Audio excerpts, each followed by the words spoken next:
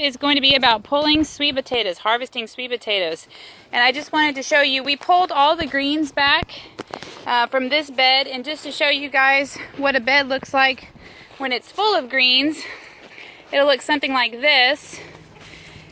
So you pull all those greens off, and then you just have to start digging. Now this whole bed of sweet potatoes are all actually volunteers. I haven't planted sweet potatoes here for 6 years, but every year they come back. So this time I could actually feel them growing underneath the sidewalk when I walked on them. So I'm pulling my sidewalks up, and I just want to show you here. This is what we're looking for right here. And so we're just going to have to scour this whole area and do a lot of digging and pulling and see if we can find them all. Update, here is our bucket of sweet potatoes that we have just harvested. And here is what that area used to look like. So you can see when you harvest sweet potatoes, you actually do quite a bit of excavation. So this is a great time for us to go ahead and lay a new walkway over here where we ripped out that old raised bed. I still managed to hold on to those ridiculous 3-year-old Swiss chard plants that I just can't bring myself to pull up. So we're going to get the sidewalks laid back down here, and then these beds are going to be ready for our fall planting. So like I said, we do a no-till, no weeding, no chemical based garden approach. That doesn't mean that we don't ever have to deal with weeds.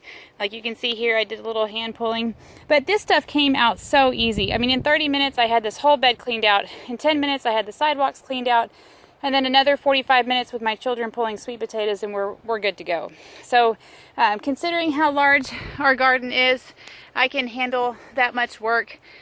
Twice a year. We do this in the fall and the spring if the beds need it, but you can see most of these beds really don't need it. I usually have 1 or 2 beds a year that need to have some pretty major excavation of grass or cleaning it up. Last year I had a bed that was just full of nut grass, and all I actually did was weed eat it down, lay newspaper and mulch over it, and I was done in 15 minutes. So, but I did want to show you what it looks like when you have a really, really bad situation.